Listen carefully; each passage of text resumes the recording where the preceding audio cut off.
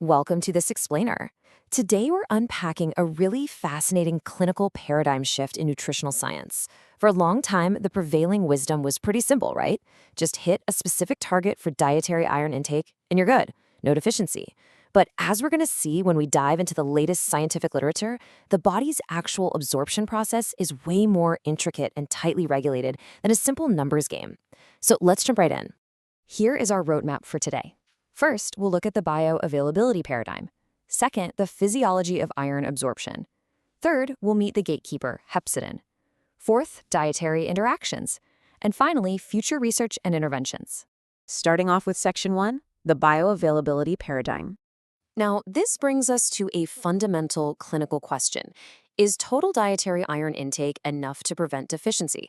Well, the evidence-based revelation here is a resounding no. You could literally eat a mountain of spinach, but what we consume doesn't automatically equal what we absorb. The literature is super clear on this. Looking at total iron intake all by itself just isn't an accurate measure of true nutritional efficacy. So we need a more precise metric. And that metric is bioavailability. Basically, bioavailability is the proportion of a nutrient that is actually absorbed from your diet and put to work for normal body functions. It is the absolute true measure of dietary iron efficacy. Whether that iron actually makes it from your stomach into your functional bodily systems depends on a bunch of factors: its chemical form, your physiological status, and the overall makeup of your diet. Let's break down the two distinct chemical forms of dietary iron. First, you have heme iron, sourced mostly from meat, poultry, and fish. It enters our intestinal cells through these specialized transport mechanisms, making for highly efficient absorption. It's kind of like it has a VIP pass. Non-heme iron, on the other hand, which comes from plant foods, is way more variable. Actually, it requires a whole chemical conversion process in the body before it can even be utilized. That takes us to Section 2. The physiology of iron absorption.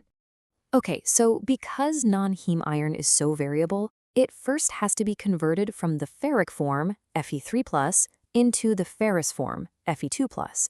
And without this conversion, it goes absolutely nowhere. Once it's converted, it gets transported right into the intestinal cells, the enterocytes. And here, the body makes a really critical choice.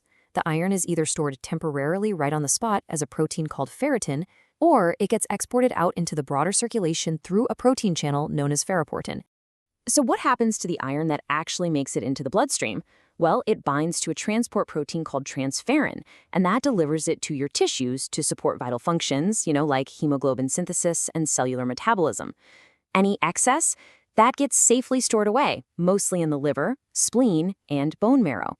And this whole system is tightly regulated for one specific crucial reason. The human body has a very limited capacity to excrete excess iron. Because we can't easily just get rid of it, regulating it right at the point of intestinal absorption is our primary defense for keeping our iron levels balanced. Moving on to Section 3, the gatekeeper, hepcidin. The name of this critical hormone is hepcidin. And honestly, its role is absolutely paramount. Hepcidin regulates that entire absorption process we just talked about by controlling the activity of ferroportin, that transport channel. It's essentially the bouncer at the club of your bloodstream.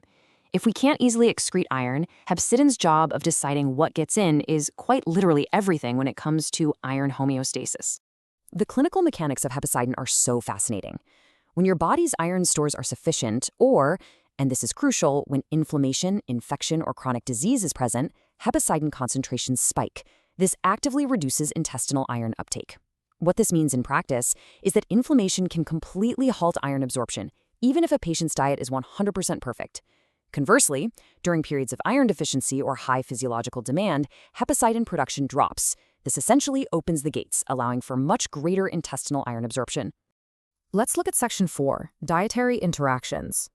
Because non-heme iron absorption varies so considerably, it's heavily influenced by what else is on your plate. Certain dietary factors act as enhancers. For instance, vitamin C and mixed animal source foods actively improve the absorption of non-heme iron. On the flip side, you have inhibitors like phytates, polyphenols, and calcium, which actively reduce your body's ability to absorb that iron. The real paradigm shift here is that overall meal composition completely overrides single food iron content. Those isolated nutrient metrics, they're kind of outdated. It is the synergy of mixed meals, incorporating fruits, vegetables, and animal source foods that truly optimizes iron absorption. especially when you compare it to strict, homogeneous cereal-based diets. It's not just what you eat, it's what you eat it with.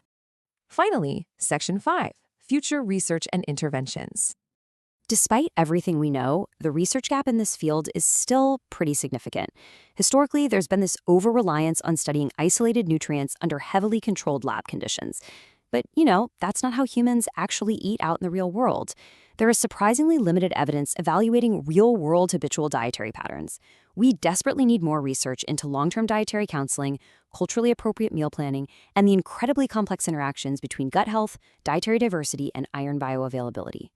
To quote directly from the synthesized literature, this highlights the need for more population-specific nutrition research and practical dietary interventions. Relatively few investigations evaluate the combined effects of these dietary enhancers and inhibitors within everyday habitual diets. And this is a particularly urgent blind spot in low and middle-income countries where plant-based diets and that highly variable non-heme iron predominate. So, I want to leave you with this final provocative thought.